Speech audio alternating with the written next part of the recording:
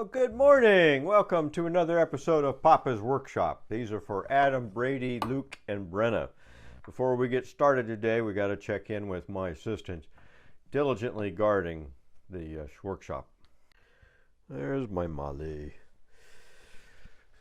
She's diligently guarding the workshop.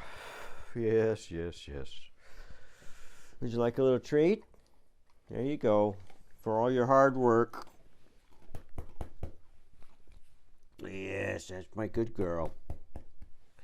All right, Molly girl, let's get to work. All right, so today we're going to do the drawers on the lower cabinet. And so that means dovetails. We're going to talk about dovetails and how to do that.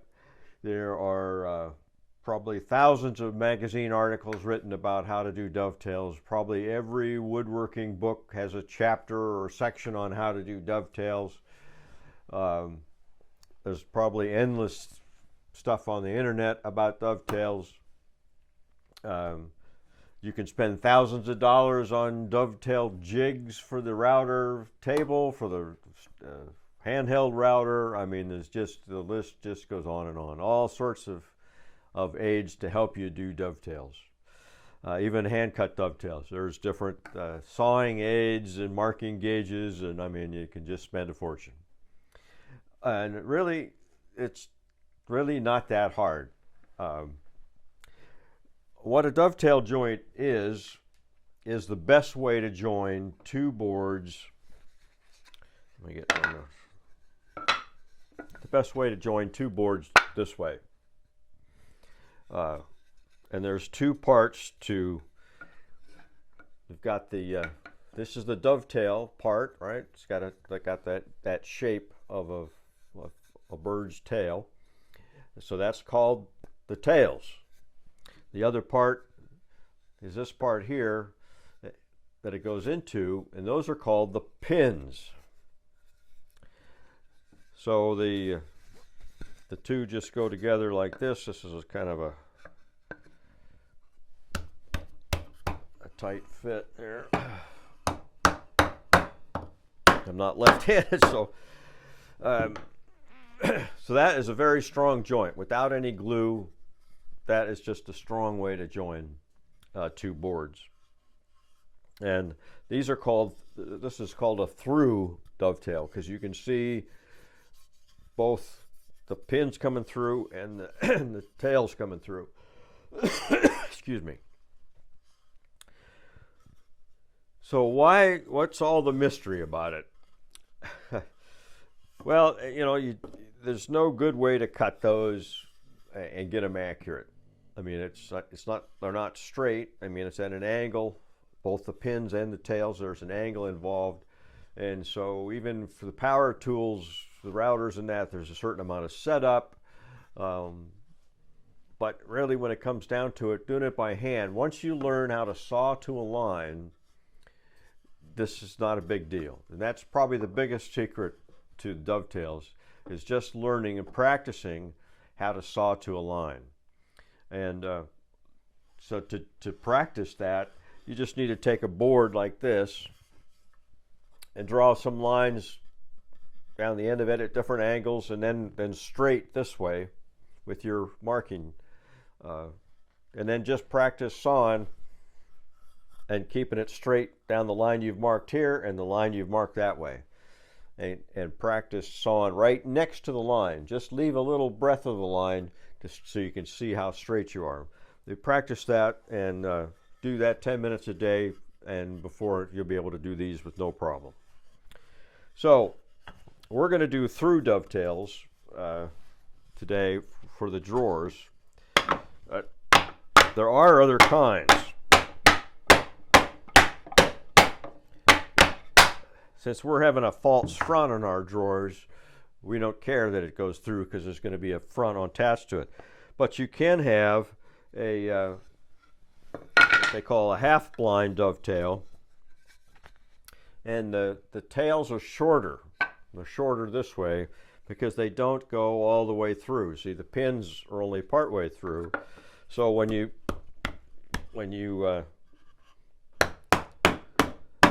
do that one, the front of the drawer, they don't show. So this would be the drawer front.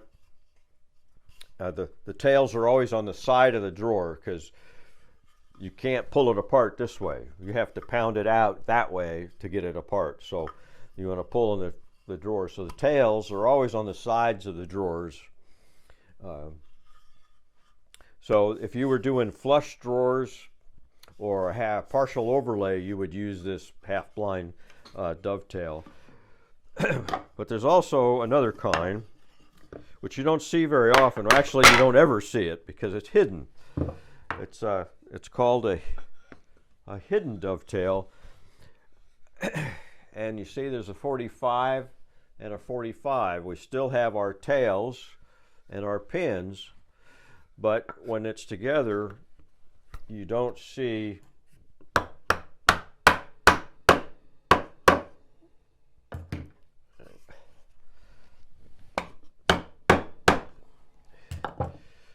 when it's together, you don't see the joint. But that's just as strong as the through. You don't see this much because the dovetails really aren't made to be seen. I should probably say that right off the. They were never intended to be a showy joinery to show off your woodworking skills. They were done because it's strong, and they're usually hidden. They're in the drawers. You don't see them. It's in the case, and they'll use. If it was going to show, they'll probably use the half blind so they don't show. And this would be like at the bottom of a case, the trim at the bottoms, and so they wouldn't want that to show. So, so you don't see that very often. Like I said, you don't see it at all. But you do see today people will do fancy like keepsake boxes or jewelry boxes and do the through dovetails with impossibly thin tails to show off woodworking skills and that it couldn't be done by a machine. So that's fine, but that's not really the intent of. And if you're making furniture, they're basically not going to be seen, except for a fellow woodworker that's going to pull out the drawer and look at the dovetail. Other than that, most people will not care. And so they don't have to be perfect. I mean, that's the bottom line. They don't have to be perfect. The other thing is that before we get started, there's a big discussion. If you read anything about dovetails and read any books or whatever, or online forums, there's a big discussion whether you do the tails first or the pins first. It really doesn't matter. It works both ways. And what happens is if you do whichever one you do first, you use it to trace out the second. Okay? I think personally I prefer to do the tails first for a couple of reasons. First off, I think it's easier to trace. I can put this part of the joint in the vise down low, and I can lay this on top. So this would be down in the vise, and this would be supported. I could take the marking knife and easily mark where the lines have to be. If you do it the other way around, it's harder. You can't really lay it down like that and get in there, so you end up having to stand it up, and it's harder to get in there with the knife inside of that, especially if it's a thick board like this.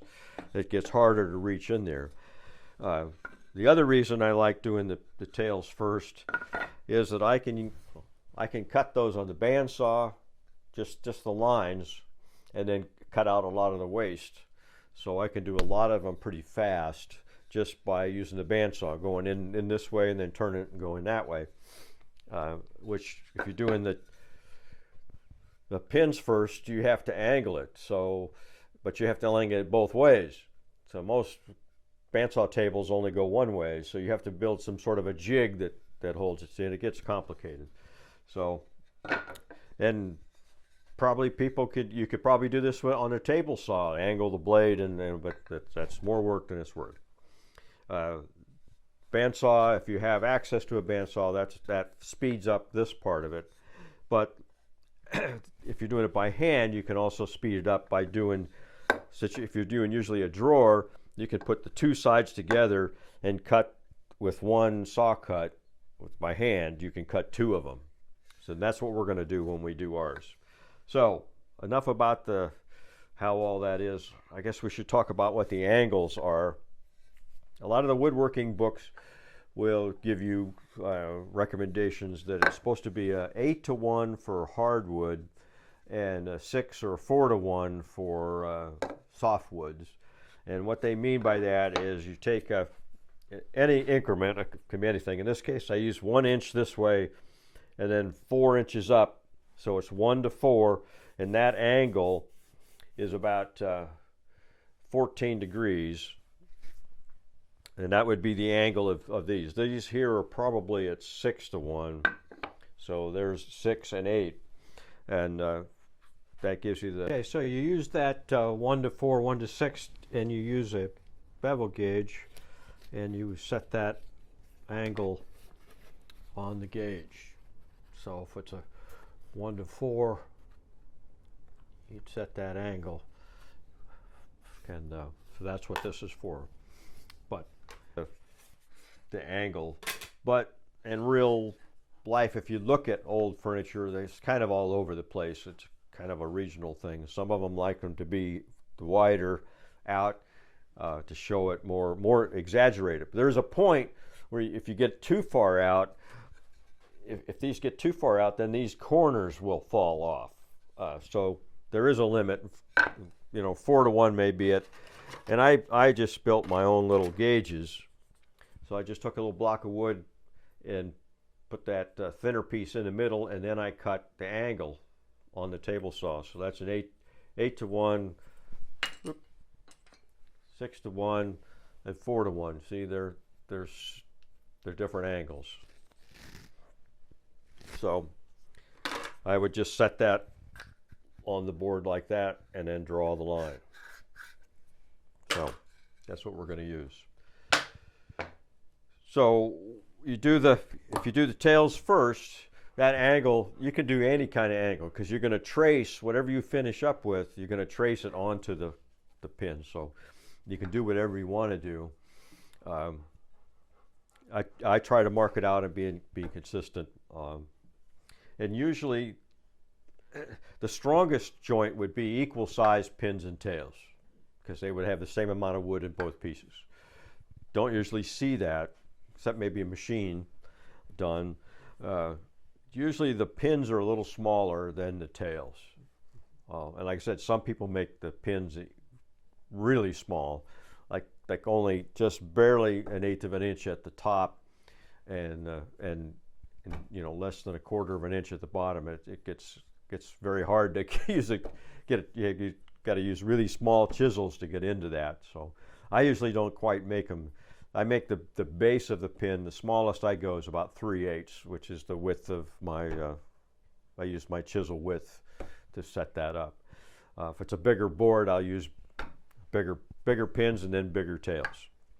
All right, so let's get started with doing our drawers. Okay, first thing, of course, we've already planed the wood so it's the right width. Thickness is a 1/2 inch thickness, and I made the slot for the bottom, and this notch is for the rail, the metal rail that we're going to put in. That's going to go in there like that. So that's how they mount. So that's it's got that all done. I made all 4 sides the same thickness. The reason that's important is that gives me one setup for my marking gauge. The first thing you got to do is set your marking gauge. This has got a sharp blade on the front of it, and it's set to be the exact width of the thickness of our boards. So that's how deep we have to cut for our pins and tails. So you just take and on the front and back, I only have to do the big sides. On the sides, I've got to do the top, the bottom, and both sides, because the pins will be on the outside, so the tails will have to cut that down. Now the other thing that I have to, before I lay out the pins or the tails, is I've got to allow for that slot, as we don't want that to show on the side of the drawer. So here's one I've done already, and see, I've hidden that slot inside the first tail. So we won't, when that's together, we won't see that. It'll show out on the front. That little square hole will show in the front, but we're going to put a false front on it, so that's going to cover it. So it'll still be visible on the back, but not many people are going to pull a drawer out and look at the back. If it really bothers you, you can always put a little square plug and glue it and flush it up. But anyway, so how do we get these equal pins? Anytime you want to divide a board up into pieces, just take a ruler. Since this isn't an even dimension, I want 3 equal spots, so I'm just going to go 3 inches, the corner of the ruler, and I've got the other ends at 3, and that gives me that line right there. That gives me that line. Now I could go steeper. I could go into 4. I could do 4, things like that, or 5 or 6. Same thing.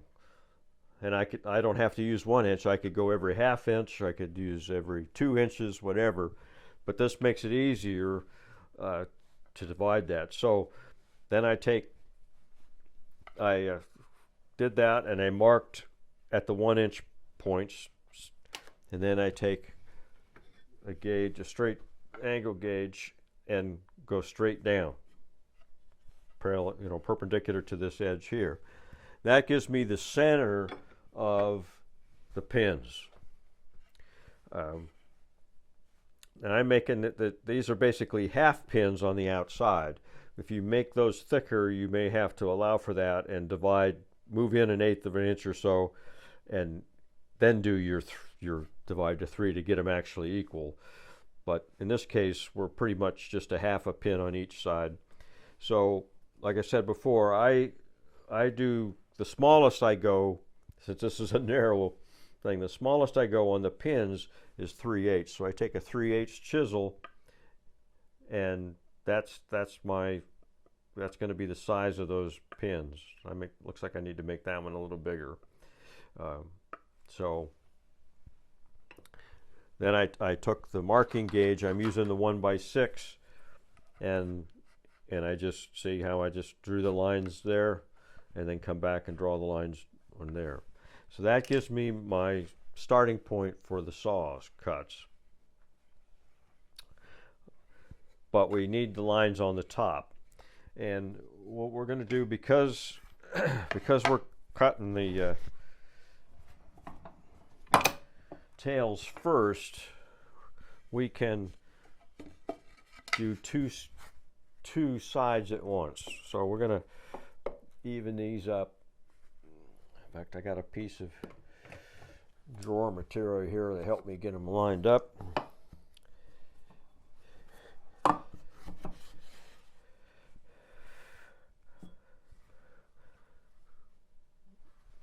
So we got to get them flush. Oh, I got them. Yeah, I didn't mark this one, so I got to use the marking gauge, go all the way around all 4 sides on the side pieces.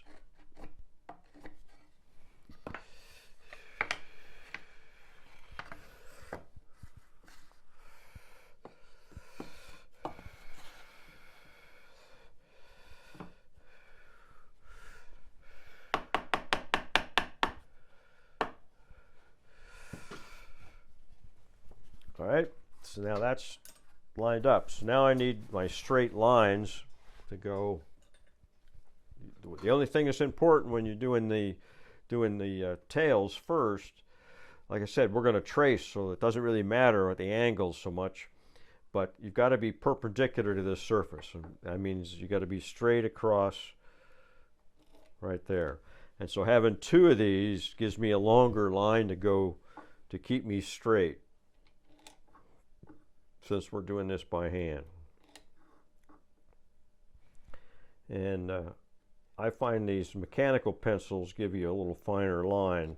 This is a 0.3 millimeter drafting pencil. So it gives me a pretty fine line to follow. Anything with the other thing is you always want to mark where the waist is. So I shade in where the waist, because we want to be on the waist side of the line. And you don't want to do the wrong thing. Not that that's ever happened to me. So we're going to take a dovetail saw, which means it's cut or filed for a rip cut, since we're going with the grain. They make Japanese dovetail saws as well, which cut on the pull stroke. This cuts on the push stroke. So it's just a matter of starting that right on the line.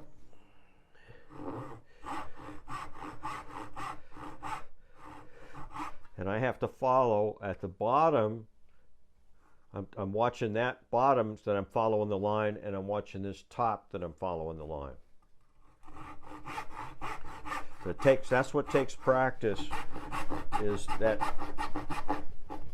sawing. And this isn't really important whether you are off. You can be off in the front, but you need to be straight across. So, and if it's a little fat or thin, I can make sure I'm all the way down to the mark. It's a little harder cutting because this is a fine tooth saw and it's a thick wood, so the teeth fill up with the sawdust, and so it stops cutting. So it's a little harder with the two, and that's one of the drawbacks. And if it was thick boards, I probably wouldn't do two at once. I would just do one. But this is just only a 1/2 inch and it's soft wood. We just do one. So we just got to do the same cut on the rest of these.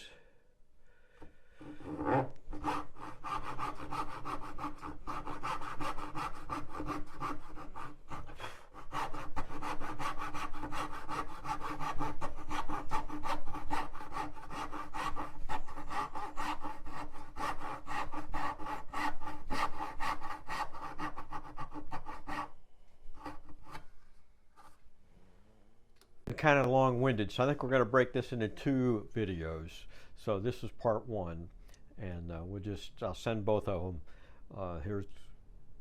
So let's move forward.